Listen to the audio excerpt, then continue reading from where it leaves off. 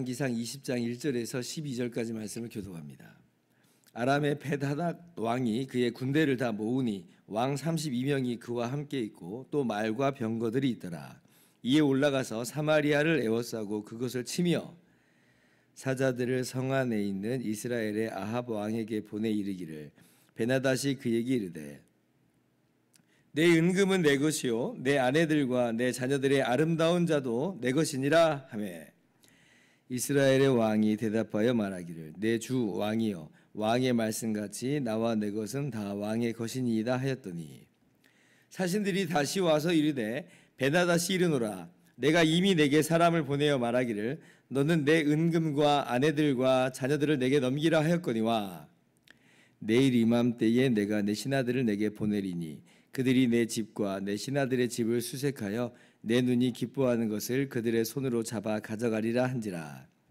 이에 이스라엘 왕이 나라의 장로를 다 불러 이르되 너희는 이 사람이 악을 도모하고 있는 줄을 자세히 알라. 그가 내 아내들과 내 자녀들과 내 은금을 빼앗으려고 사람을 내게 보냈으나 내가 거절하지 못하였노라. 모든 장로와 백성들이 다 왕께 아뢰되 왕은 듣지도 말고 허락하지도 마옵소서 한지라. 그러므로 왕이 베나닷의 사신들에게 이르되 너희는 내 주 왕께 말하기를 왕이 처음에 보내 종에게 구하신 것은 내가 다 그대로 하려니와 이것은 내가 할 수 없나이다 하라 하니 사자들이 돌아가서 보고하니라. 그때에 베나닷이 다시 그에게 사람을 보내어 이르되 사마리아에 부스러진 것이 나를 따르는 백성의 무리의 손에 채우기에 족할 것 같으면 신들이 내게 벌 위에 벌을 내림이 마땅하니라 하매 이스라엘의 왕이 대답하여 이르되 갑옷 입는 자가 갑옷 벗는 자 같이 자라가지 못할 것이라 하라 하니라. 그때에 베나닷이 왕들과 장막에서 마시다가 이 말을 듣고 그의 신하들에게 이르되 너희는 진영을 치라 하매 그 성읍을 향하여 진영을 치니라. 아멘. 할렐루야. 하나님의 크신 은혜와 평강이 오늘도 변함없이 여러분 가운데 가득 넘치기를 주님의 이름으로 축원합니다. 오늘 우리가 함께 읽은 20장 말씀은 어떻게 보면 굳이 기록되지 않아도 되는 그런 장처럼 보이기도 합니다. 왜냐하면 17장부터 이제 엘리야가 등장을 하잖아요. 엘리야가 정말 멋진 어떤 사역자로서 하나님의 사역자로서 주인공처럼 이렇게 등장해서 활약을 하는데, 근데 이제 20장 이제 보면 이제 아합의 이야기가 어떻게 보면 좀 중심을 이루고 있는 것처럼 보이거든요. 그리고 무엇보다도 19장까지 어저께 말씀까지 그 아합의 어떤 패역한 모습과 또 그리고 회개하지 않는 그 모습을 이제 기술하면서 그냥 자연스럽게 21장에 어떤 내용이 나오냐면 이제 아합 가문의 멸망이 선포되거든요. 아합 왕조를 하나님 멸하시겠다 이제 선포하신 내용이 21장에 나와요. 그럼 자연스럽게 연결이 되는 것처럼 보이죠.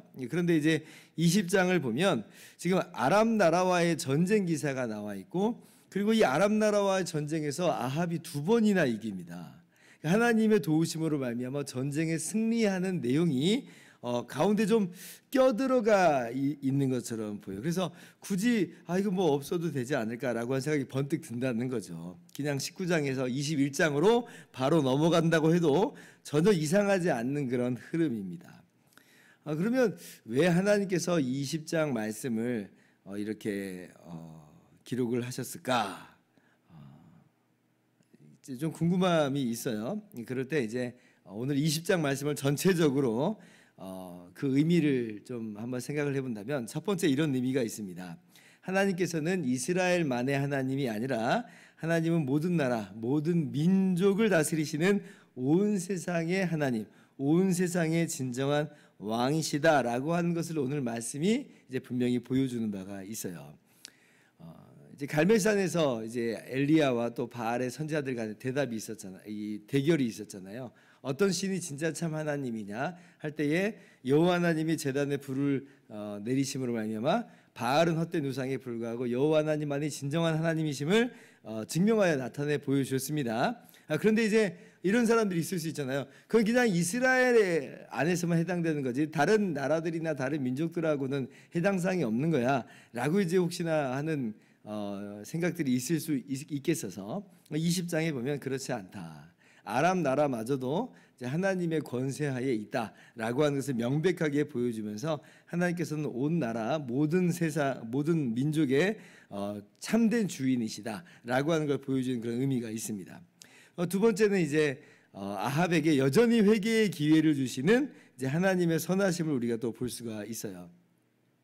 그러니까 아합만큼 악한 왕이 없다 그랬잖아요. 근데 어떻게 보면 아합만큼도 이렇게 많은 기회를 받은 왕은 없는 것 같아요. 그만큼 이제 무슨 말이냐면 하나님은 여전히 돌아오기를 이제 기대하시는 하나님이시다. 최후까지 기회를 주시는 그 하나님이시다라고 하는 것을 우리가 오늘 말씀에서 또 확인할 수가 있습니다.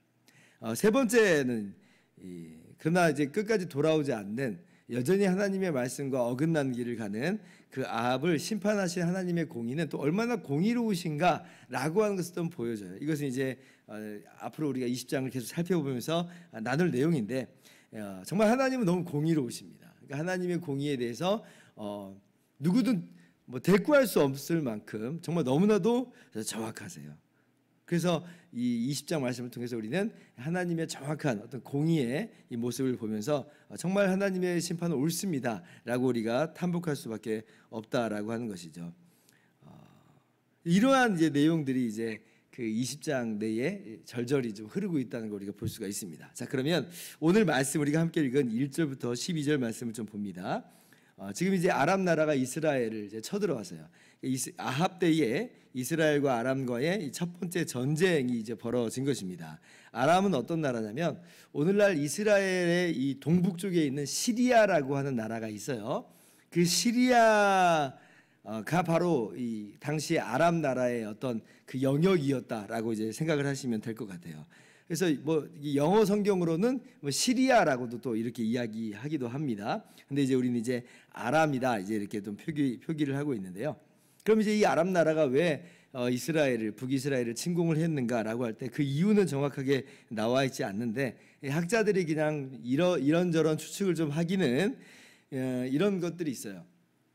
그 아람의 그 더 북쪽에 가보면 어떤 나라가 지금 세력을 굉장히 확장하고 있는 상태냐면 아수르라고 하고 있는 제국이 세력을 굉장히 확장하고 있습니다. 그러니까 지금 시리아는 북쪽에 아수르하고 맞서야 되는 상태예요. 쉽게 말하면 고구려는 지금 이제 당나라나 뭐 수나라 이 중국 쪽의 나라에 이 항상 위협 속에 있어요. 그럼 이제 이 남쪽 나라와의 관계와 문제를 해결을 해야 됩니다. 마치 고구려가 백제나 뭐 신라나 이렇게 해서 좀 자신의 영향권 하에 둬야 안심을 해야 안심하고 이제 그 북쪽에 이 중국하고의 그 대결을 임할 수 있는 것처럼 마치 그렇게 남쪽을 좀 어느 정도 정리를 해놓고 그 다음에 북쪽의 아수르와 좀 맞서려고 하는 것이 아니겠는가. 이게 이제 주종의 이제 의견입니다. 그래서 이 남쪽 나라를 반아수르 진영으로 좀 모으려고 한다든지 아니면 말 안 들으면 그 신화 국가로 딱 만들어 가지고 두말할 수 없게끔 따라오도록 그렇게 이제 하려고 하는 그런 의도라 이제 보이는 거죠. 뭐 그런 게 아니라면 이제 순수하게 이 남쪽의 무역로를 확장하고 자신의 세력을 좀 넓히려고 하는 뭐 그런 이유일 수도 있겠습니다. 아무튼 이제 북이스라엘을 그래서 침공해 왔는데 근데 그러다 보니까 기세가 굉장하죠. 32명의 왕을 끌고 옵니다. 아마 이제 조공을 바치는 어떤 그런 사람들이든지 아니 영주라든지 이제 그런 사람들을 다 모아온 거예요. 군사는 어느 정도를 끌고 왔냐면 첫 번째 전투에는 이 군사의 수가 기록이 안 돼 있는데 두 번째 전투 때 아람 나라가 이스라엘에게 패할 때 10만 명이 죽어요. 그리고 2만 7천 명이 사상을 이제 당하게 됩니다. 그럼 최소한 10만 명 넘게 왔다는 거잖아요. 근데 그때 2차 침공 때 뭐라고 말하냐면 1차 침공 때 패배한 수만큼 그대로 채워라 이렇게 했어요. 그대로 채워라. 25절 보면 그러면 1차 침공 때도 10만 명이 넘는 대군이 이제 몰려 들어온 거죠. 그러면 이제 이 과연 아합이 북이스라엘을 막아낼 수 있는 것인가? 보니까 이제 게임이 안 되는 걸 보게 돼요. 1절부터 보니까 이 아람 군대가 사마리아를 에워싸고 그곳을 치며 이르죠. 사마리아가 지금 북이스라엘 수도인데 벌써 사마리아까지 군대가 당도해가지고 사마리아를 포위하고 있는 상황입니다. 절대절명의 위기 상황인 거죠. 풍전등화의 상황이에요. 정말 하나님이 도우시지 않으면 야 이건 정말 끝장났구나라고 하는 생각이 번뜩 든다는 거죠. 그래서 아합도 자기가 얼마나 열세인지를 알고 있어요. 그래서 2절에 보면 주종 관계를 맺습니다. 시리아를 이 주인 나라로 왕의 나라로 섬기겠다는 거예요. 그래서 내 주 왕이여, 이제 이렇게 이야기를 하죠. 4절 보면 내 주 왕이여. 그러니까 똑같은 왕인데 대등하다고 이제 안 하겠다는 거예요. 당신은 내 주입니다. 지금 그렇게 이야기를 하는 거예요. 봉신 관계를 맺겠다. 신하 주종 관계를 맺겠다라고 하는 것입니다. 정말 너무 안타까운 모습이에요. 왜냐하면 다윗 시대는 오히려 이게 반대였거든요. 아람 나라가 다윗에게 조공을 바쳤던 거예요. 그런데 이제 솔로몬의 우상 숭배에 의해 나라가 두 조각으로 나눠지면서 국력이 나눠지면서 아람이 그 나눠진 북이스라엘과 남유다의 이 갈라짐을 이용해서 세력을 점점 더 키워 나간 거예요. 그래서 오히려 뒤집혀 가지고 이제는 북이스라엘이 아람 나라에게 조공을 바치겠다라고 지금 하는 거니까, 이 얼마나 좀 안타까운 이야기입니까? 하나님을 떠난 그 나라가 얼마나 불쌍해지는가 우리가 이제 볼 수가 있는 것이에요. 우리가 하나님을 떠난 사람들, 하나님을 떠난 상황을 보면 그게 더 나아지고 더 펴지고 더 좋아질 거라고 생각합니다만은 그렇지 않다는 거예요. 오히려 세상의 종이 돼버리고 만다는 것을 우리가 오늘 말씀에서 다시 한번 확인할 수가 있습니다. 자, 그런데 이제 북이스라엘은 북이스라엘대로 이런 문제가 있었어요. 그런데 이제 아람 왕 베다닷은 그럼 과연 이제 옳으냐라고 할 때 그렇지 않다는 걸 우리가 보게 됩니다. 이 정도로 이제 주종 관계를 맺겠다 그러면 그 당시에 제국들은 첫 번째 단계로 항상 이 정도로 멈췄습니다. 한 번에 나라를 막 멸하고 막 그러진 않아요. 그 신하 국가가 되면 되는 거예요. 내 말 잘 들으면 된다는 것입니다. 근데 그러고도 계속 말을 안 들으면 다시 한번 쳐들어갔을 때는 멸망을 시켜요. 그런데 이제 첫 번째도 이 정도면 만족하거든요. 그럼 베나닷도 이 정도면 만족하고 돌아갈 수 있다는 거예요. 그리고 이제 북쪽의 아수르와의 대결에 힘을 쓸 수가 있을 텐데, 그런데 이제 이 베다닷은 욕심이 지나칩니다. 뭐냐면 실제로 이제 그 너희가 조공을 바치는 것으로 내가 만족하지 않고 신하들을 보내서 너희 왕궁과 집을 지금 수색하겠다는 거예요. 그리고 약탈을 하겠다는 겁니다. 그러니까 지금 바로 그걸 당장 하겠다는 거예요. 지나치죠. 지나쳐요. 욕심이 잉태한즉 화를 낳고 죄를 낳고 죄가 장성한즉 사망에 이르느니라. 야고보서 말씀이 분명히 이야기한 것처럼 베나닷의 욕심이 지나친 이제 화를 지금 불러 일으키는 것을 우리가 볼 수가 있어요. 그래서 이제 아합이 이거는 도저히 아닌 거예요.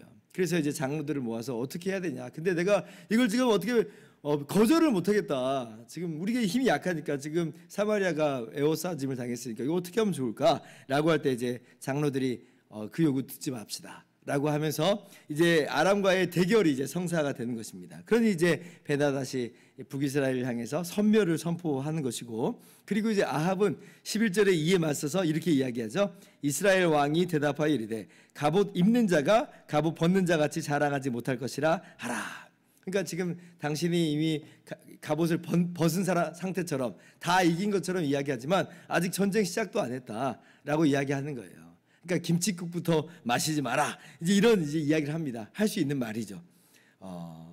그러니까 이제 베나닷이 이제 그 말을 듣고 나서는 이거는 이 말을 듣고는 참을 수 없다 하면서 이제 진영을 베풀어라 하고 이제 전쟁이 시작이 되는 것입니다.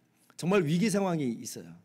호기롭게 갑옷 입는 자가 갑옷 벗는 자처럼 자랑하지 못할 것이다 이야기를 했는데, 아니 이거 어떻게 이걸 해결해야 될 거 아니에요. 아합이 해결해야 됩니다. 어떻게 해결할 수 있습니까? 위기 상황이죠. 지푸라기라도 잡고 싶은 어떤 심정일 것이에요. 우리도 이런 상황에 우리가 빠질 때가 있는데, 그러나 그때에 우리는 지푸라기를 잡으면 안 됩니다. 위기 상황에 있을 때에 우리는 만왕의 왕이시고 만주의 주가 되신 온 세상을 다스리고 통치하시는 진정한 왕이신 하나님을 붙들어야 돼요. 하나님을. 20장 말씀이 하나님의 주권을 보여주는 장이라고 그랬잖아요.